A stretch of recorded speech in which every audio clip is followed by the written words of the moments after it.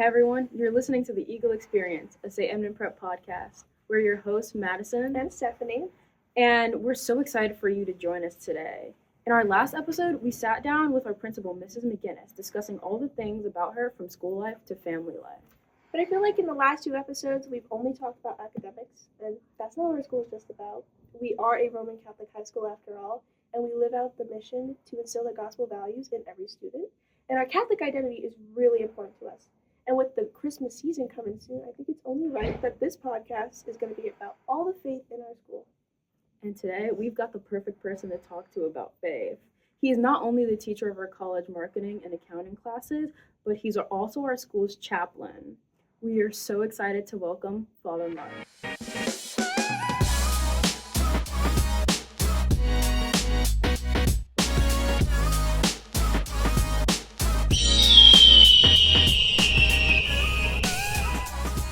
Hello, Father Mark.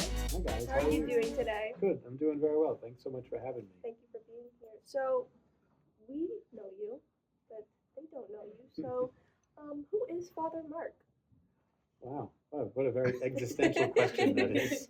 Who is Father Mark? So, I'm a teacher here, an administrator at St. Edmund Prep. I've been here 25 years. This is my 26th as I'm entering now.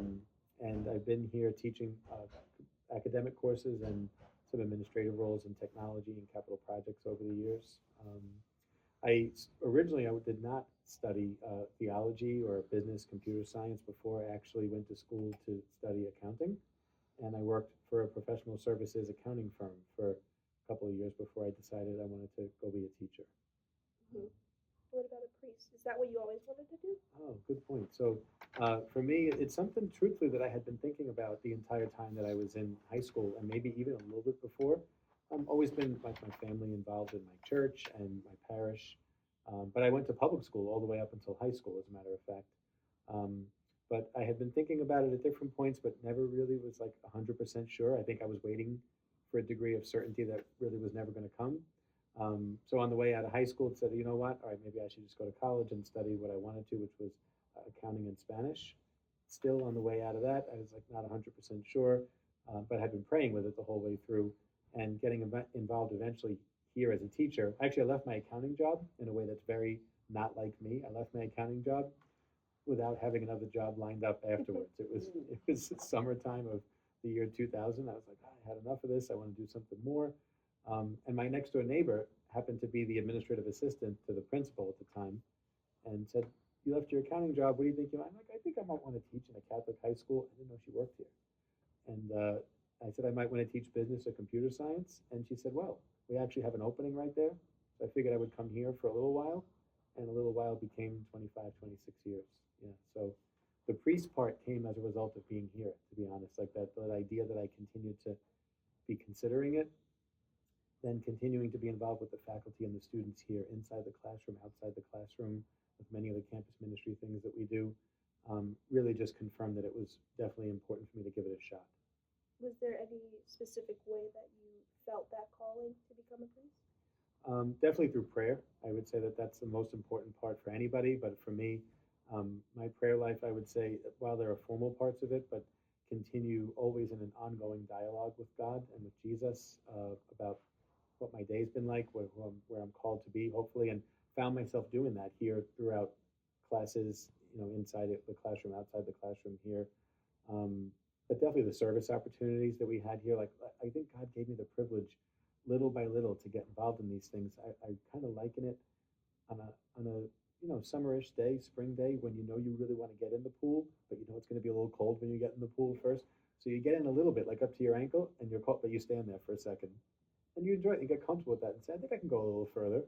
And you go, that's what it was like for me, between some of the service opportunities that we had here, the liturgy opportunities, ways to really be involved in, and privileged to be involved in people's lives. I saw myself putting on more and more of what a priest would do and said, scarily, this feels comfortable. Let me see if I should go a little further. It's really beautiful. Yeah. Wow. Well, speaking of the opportunities that we have here in the classes, I wanted to know, like, how did you get into teaching? I know you said that you liked accounting and marketing, but how did you get into that? Right. It's funny. So the answer to that goes to, I'm going to say we, by the way. I have an identical twin brother. He looks like this, right? Oh. So yeah, he just doesn't wear glasses. Um, so when I say we, when we both entered college at that point, our parents jokingly slash seriously said to us, "You can do anything you want as long, but you just can't be a teacher," is what they said. Now, why? Because both my parents were teachers, and not that teaching is by any means not a good thing to do, but it's especially from families, immigrant families, always want what they perceive to be as better, for their children. I want more for my child. So both my parents, very happy teachers, but kind of pictured us doing something different. So that's where the accounting thing came from. But then the teaching thing was like, I'm doing okay in my field, but I feel like I can be doing more with my life, and wanting to. I found myself anywhere I could with my firm. I was teaching training courses for the new associates, or going back to my college and teaching about how to prepare for the CPA exam. And the teaching part felt very good and natural. So then when I came here, it was natural that the opening was for business computer science. So I taught and still do teach many of those classes all the way through. Over the years, then, as the needs were there, I've taught Italian here. I taught Spanish a little bit last year. I taught economics, and then theology classes as well. Well, we are so happy that you are here at St. Edmund Oh. Prep. So, we're going to bring it back into some service. Sure. I think that SEP has so many opportunities, and I'm really shocked how many people actually do it. Mm-hmm. I mean, like for Street Corner Gourmet, this year is packed, Mm-hmm.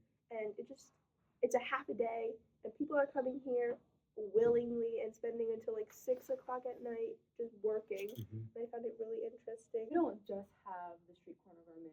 We have a bunch of other things like the St. John's Bread and Lives, the Midnight Runs, the Days of Service, an endless list. So I wanted to know, what do you think makes people want to help out with these things? I agree with that, and I really am proud of that list that you made as well. Also, is that I would say first that ministry through service is something that I think we have pretty well locked up here. Uh, we've definitely grown in that over the time that I've been here. We've had some opportunities, but ministry through service, as you pointed out, has just continued one after the other, probably for the reason that you're pointing out. There's a tremendous desire there where we just use why do students get involved? I think they have an incredible desire to want to give back. I think, sure, some kids know that there's requirements, let's say, for number of hours that they have to serve, or maybe that it looks good at a college application. But if that were the case, we would never hit the numbers that you said about the number of people who want to be involved, and of knowing that there's a real benefit to give of ourselves for others. Um, what you mentioned, Street Corner Gourmet just now, you're just thinking about that. I'm pretty floored every year thinking that every person in that calf could just go home that day on a half day before a longer break. But people choose to be able to do that. I think there's joy in doing it. I think that there's also ministry by them spending time together doing that, um, and sharing the joy of spreading the gospel, even if it's in that cafeteria there and not going up to the street and actually sharing the meal. I think that there's a definite desire of our folks to recognize that we've been blessed and that we have a bit of an obligation to kind of pay that forward. What are your favorite service opportunities? We had a huge list. I wanted to know which ones are your favorite and why do you prefer them? Kind of like asking a parent who's their favorite child right there. And not that I'm for all of them, but I've been involved in a number of them as they've grown here over the years. I would say, uh, even though it's the ones that we don't, or I don't do as often, but the Midnight Run and the Summer Outreach is actually one that we used to go to a center in Philadelphia, and now we go outside Camden, New Jersey. Um, they're they're both the most challenging for me and the most rewarding at the same time. And why do I say that? Because even as an experienced teacher, let's say, and as a priest, you would think like, oh, it's easy to go do all those things with people, but it's not easy to go be with people sometimes, people who are struggling. So, uh, Midnight Run, if you've been on them, like 10 of us get together and we do. And sure, we can get part of it to get our act together and we do the sorting of the clothing and all and the prep of the vet. But when the rubber hits the road, it's about going out and being able to put our clothing out. And then the most important part is a conversation with someone. It's not just standing behind those bins and saying, yeah, please feel free to grab a small or a large. But what really is going to make that person's night is when I go over and say, hey, buddy, how's it going? Just my name's Father Mark. Just wanted to introduce myself. Who knows? That might be the first time that person has had a conversation with somebody all day. Or the first time somebody has, I don't know, but the first time somebody has treated them that day like they're a person and they deserve to be spoken to and answered, and that person's going to tell me about their day or their history there. So you made me think of that is that it's both the most, and it feels great, so it's both the most rewarding and the most challenging because it's not easy. Some people could talk to a wall. I mean, maybe I put on a good face. I could do it if I have to, but so like the midnight run like that, and the same is true when we go to that summer outreach program for the week that we spend there. We spend every one of those days going out ministering in ways like that that are really direct contact with people, and then we come back in our prayer that evening. We share with one another, where did we see Christ in the poor today? And each person shares something like that. And they really are direct encounters. It takes what we do in the other ones and ups it a notch. Like, I'm not just going to cut celery for some nameless person and some faceless person tomorrow. I'm going to go try to be the face of Jesus. Me, you, I'm going to go try to be the face of Jesus to that person tomorrow. And it's both rewarding and challenging. That's profound. I remember that what you said about talking to people, listening to their conversations. On the midnight run, me and Stephanie went. The first time we went was during our freshman year, and we got to hear some of the stories of the people we met, and it was amazing. Honestly, it made us want to go back even more and get involved in so many more things. So I think that is one of the best parts of the midnight one, and that's why it's my favorite as well.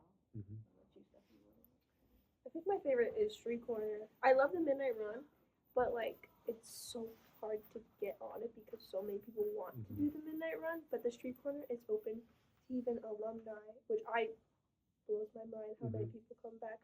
And I just love the community that we bring because we have the Christmas music and we're so efficient, by the way.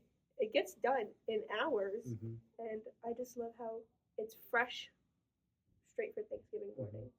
I agree. The Street Corner Gourmet is very special as well. It's one that we started, I think we've done it, if I add it up, it's like 22 times so far. We started at 2005 was the first year that we were privileged to be part of that. I'm going to challenge you to remember what you said just now. Is like, it's so great that alumni can come back. Good. So next year, you come back and help us. Absolutely. We will be back. We're going to let you know because in the beginning, as you see now, kids here excited, and sometimes that peters out a little bit after, but as you said, the work has to get done to the evening. So when that team of alumni show up around like late afternoon or whatever to be able to help, like, come help us. Like we need help finishing out. So, but yeah, it's special. I enjoy doing that. I like how pivotal it's become for our school as well. It's my favorite. It really is.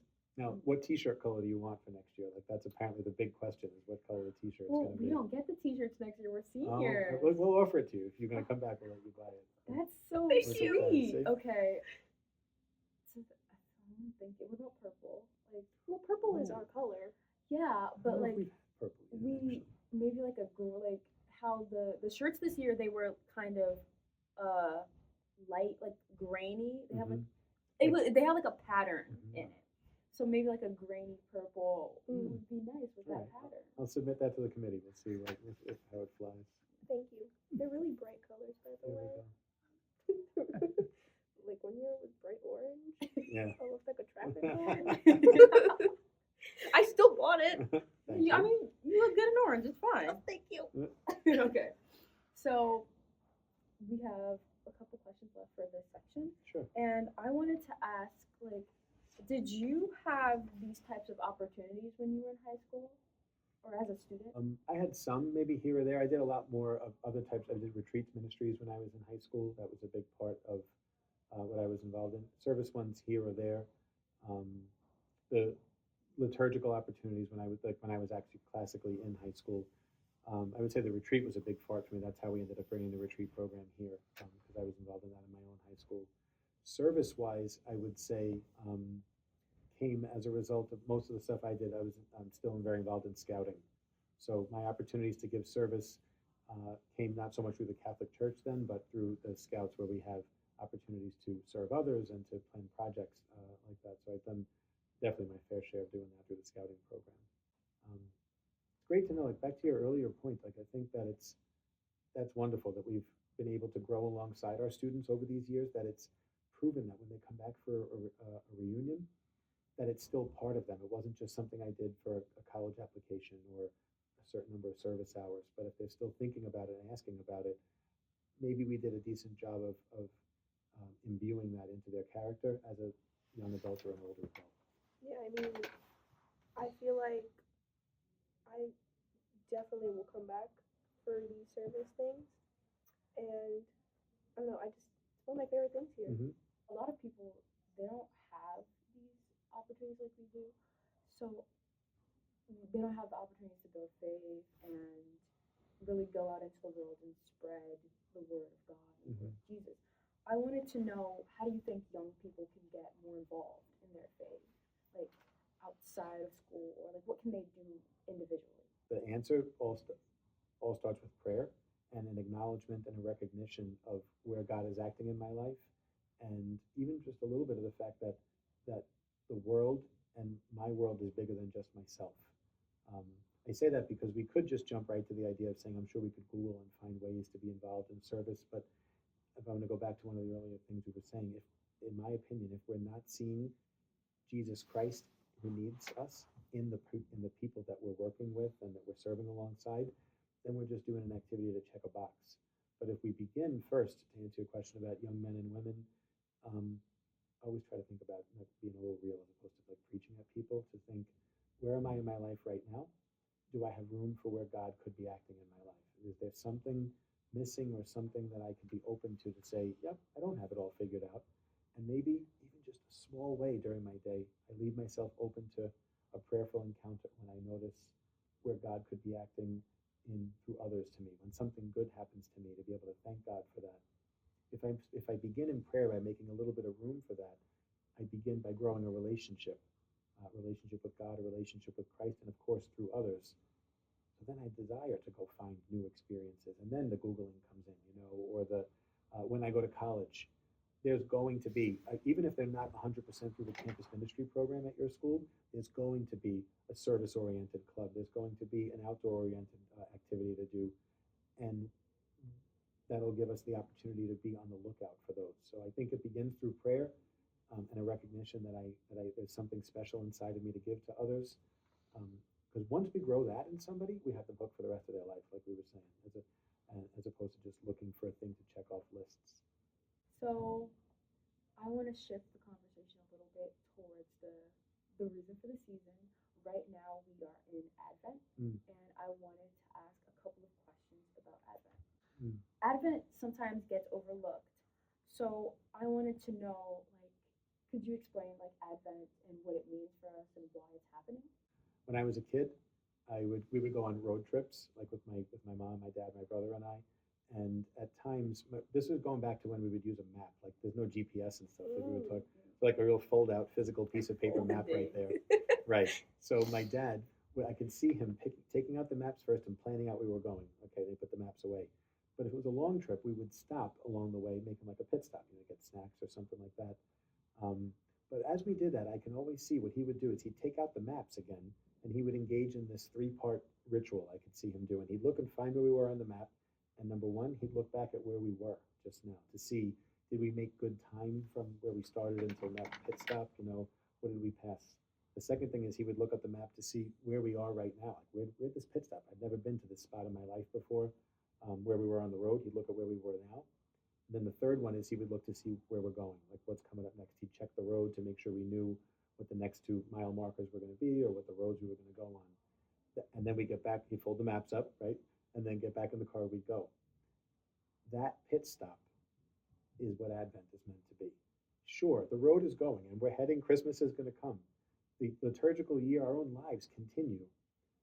But unchecked, unstopped, unpit stopped, we tend to just sometimes go barreling through things without preparing and doing that 3-step thing. So our Advent preparation is meant for us to kind of, I know it's strange during Christmas to say this, but to slow down, make a pit stop, pull off the road and do those 3 things. Like right now, during these 4 special weeks, we're supposed to slow down in our prayer, in our preparation for Christmas, and look at the last, if you want, weeks, months, year since last year's Christmas and say, where have I been?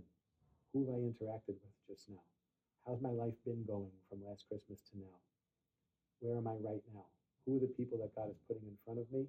Who are the people that need my prayerful attention right now? And where am I headed? Do I like the path that I'm headed on? Am I doing okay? Great. Let's keep going forward. How's my relationship with God right now? Does it need a little bit of a course correction?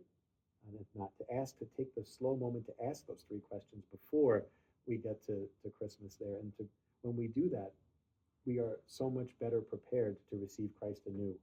Um, and if we realize during Advent, like my dad, sometimes we pulled off the road and realized we made a wrong turn, right?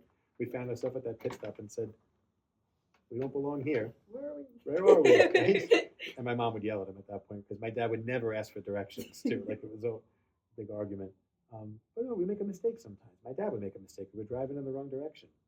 So that pit stop allows us to make a course correction and then figure out how to get back on track. I think the same thing, I think you see what I'm saying. The same is true for Advent. That's why I think of that pit stop analogy is if I look back and I say, where is my life going right now? Where are the places that I could have been a bit better? Like we had confessions last Monday, Tuesday, Thursday. I forgot what day it was last week. A chance to step outside of myself and look and say, how could I improve a little bit? If I look back, what are the things that I've been involved in and doing that are good, and what are the ones that could use a bit of course correction? We put on our big boy pants, our big girl pants, we make a change, and we go forward. What can we do? Like, can students and just we as individuals, what can we do to make Advent special in helping us prepare for Christmas? I always try to think of something concrete, tangible, and doable. I think, like I've used the same analogy. If we imagine to say, what can I do during this year's Advent? And we start making this list of, all right, I'm going to be good. I'm going to do these 15 things. I got news for you. There's a decent chance that real life is going to get in the way tomorrow or the following day. We're going to falter on one or more of those 15, and then we're going to think, see, I'm a big man. I can't do this right now. I can't. I think the answer is we pick one.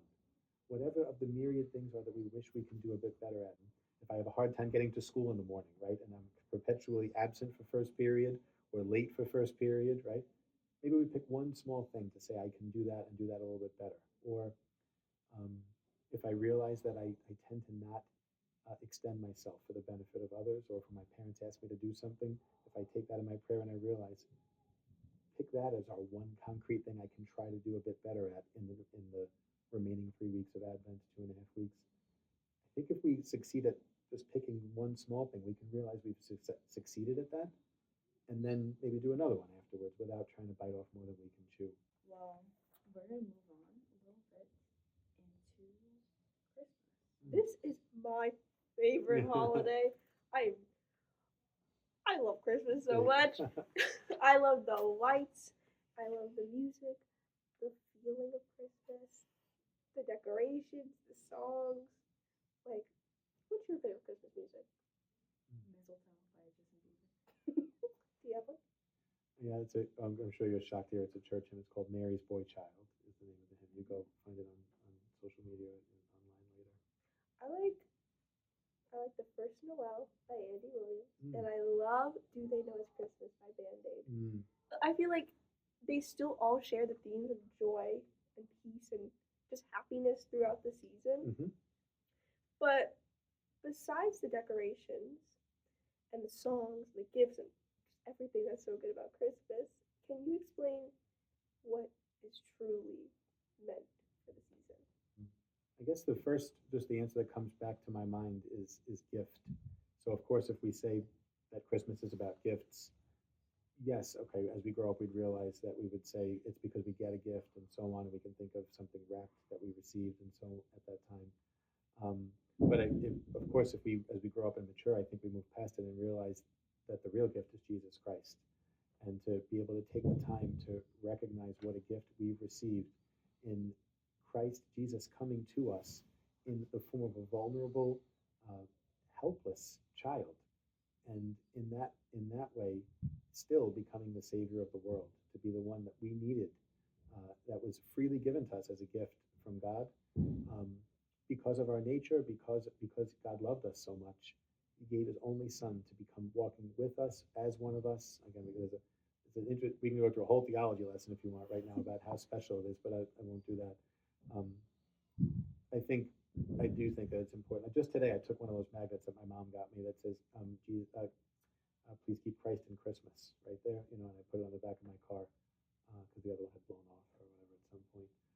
But I think that is what I would say is, of course, the major reason and what we need to stay focused on, because it's true. Society encourages us right now, and I think it's good and exciting, right? That we get busy and there's gifts to shop for and all, but just to not let us lose sight of the real gift that we're receiving at this season each time year is the reminder of the gift that Christ is to each of us. Of course, even though I mentioned all those great No, things, no. I never forget the reason for the season. Mhm. I think one of my favorite family traditions is we put up the nativity. It's like almost porcelain, so they're all white and everything is white. Mhm. And Jesus is not there yet. Mhm. But I just love the simple thing of on Christmas Day when we take him out and we just put him in the bed, and it's one of my favorite Mhm. traditions that we do. So do you have any Christmas traditions that you and your family do? Yeah, I would say the first one. So I'm Italian. My family's Italian. So when we think about a tradition, really, and anybody else who's Italian can probably come along with this, is food. Now, in a great way, lots of cultures gather around food, but we Italians can be good professional eaters, right there. Like if there's food, we'll make sure that we prepare it and eat it. Um, so the tradition that I really appreciate over Christmas, which unfortunately I don't get to do as much with my family anymore because of being at the church now, is there's a special Christmas Eve meal that my family has always taken part in. It's traditionally called, in an Italian house, it's called the Feast of the Seven Fishes. So there's this opportunity we don't eat meat on Christmas Eve evening, and it's a whole bunch of different fish. When I was a kid, I did not like fish, or I decided maybe I didn't like fish. It looked a little too squirrely for me. And my grandmother would always make me special different food, God bless her. After a while, I looked at it, it's like, all right, maybe I'll try that. And now I'll eat all of it. So of course the food is good, the meal is good. Um, but now that, because Christmas Eve I have to be at my church, I don't get to be with my family for that tradition. So I guess one of the best ways you can find out what you really appreciate is by missing it and like having to give it up. I'll admit as I'm there, like I'll call my family on Christmas Eve before and after and talk to them while they're all sharing that together. But that's a special tradition for me that I don't get to do as much anymore. Yeah, my family does the seven fishes Oh, too. see? When I was younger, I was like, Right? where's the chicken Right, cutlets? right. But I think I've appreciated it more If you now. try it a little bit, if you try, Yeah, I do like it now. Okay, I'll admit there are certain things I don't eat. The octopus, the polpo, I don't eat that one right there. But Like the legs of the octopus. like, well, I can eat that. That's the calamari. I can eat those, but like they make real octopus, like with the tentacles and all Yeah, that my stuff. family does too. Like yeah, it's like- purple. And Yeah, I'm like, exactly. Right. Yeah. So I'll agree. I'm like, yeah, you know what? That can stay there. Yeah. What about you? Do you have any Christmas? Do you have any Christmas traditions? The octopus is really scary to me. On Christmas Eve, my family doesn't really do much. We have dinner on Christmas Day instead of Christmas Eve. But on Christmas Day, we we do mashed potatoes, we do ham. Ham is for Christmas, like turkey's for Thanksgiving. For my family, ham is for Christmas. And then we have our greens. They rotate on a schedule, but we basically eat everything that we didn't eat on Thanksgiving on Christmas. And it's a nice special thing that me and my family do. And You save the food from Thanksgiving to Christmas? No. It's some serious leftovers. No. It's like Right? everything that like we'll set up like what we're gonna eat, and then we'll split. So for Christmas we'll take certain dishes, and for Thanksgiving we'll take certain dishes, and sometimes we'll rotate. That's kind of how it is. But it's always mashed potatoes, it's always ham, and then it's always some kind of green. Here we go. So Stephanie mentioned the nativity, but there's like we're gonna switch it back to religion. There's some other religious traditions for Christmas, such as midnight mass. What is the significance of midnight mass? How is it different from a regular Sunday mass? And besides it being at midnight. So what's the tradition maybe of why that happened? So I guess it's easiest to say first, and it'll click a couple other things in your head, is that so every liturgical feast day, a solemnity, or a Sunday actually begins the night before. So it's anticipated with the vigil mass the night before. So the most famous, let's say, vigil mass, even though there are others, would be the Easter vigil, let's say. So Easter Sunday is Sunday, right? We all know that. But actually the principal liturgy for the church year is the night before one, because that's when the feast actually begins. anticipates the next day there. So that's why starting at dusk, really on the night before, is when we can celebrate the first Easter Mass of the Easter Vigil. So having said that, that's the reason also why on any given Sunday we have Mass on Sunday, but you're allowed to go to the 5 o'clock Mass the night before because that's the vigil for the next morning's Mass. And that's the same idea for Christmas then. So that Christmas always lands on the 25th, but that the anticipated Mass for that, as the feast day begins, is the day before. So truthfully, you can actually have any given Mass for Christmas, 4:30, 5 o'clock, I forgot the exact time that you can do. And we do like a young kids Mass. We have Christmas Eve at 5 o'clock right there. And that quote unquote counts for Christmas because it's the vigil. Over time, however, there's been a bit of a move, and it happened in the past, of waiting until midnight. A little bit of the nostalgia of saying, well, now it really is Christmas the next day when we begin the Mass and we're celebrating Christmas at the first possible moment you can from the next day. There's also a bit of an understanding maybe that maybe Jesus himself was born at midnight. And that's where one understanding of that comes from, of, again, back to what we talked about earlier, recognizing and remembering that Jesus Christ is the light of the world. So the scripture actually says something to the tune of, in the darkest hour, the darkest moment, a light came into the world. So the understanding then being at midnight, being the dead center of the night, the darkest moment, here we start again with the light coming into the world, the star appearing over the manger, and taking a moment to celebrate the Mass then to commemorate that special time. In my church for Christmas Eve, St. Mary's, we do this nativity thing, and where the kids dress up, and it's, I think, the simplest way to hear a gospel. I remember I was an angel once. My brother was a shepherd. He was Joseph, and it's just a visual representation of the gospel. We are going to move on to some of our closing questions. Great. Okay. So I have just one question left for you. And it's kind of an all-encompassing question. So it's, what do you want people to learn and understand about their faith? Like, what's your main goal?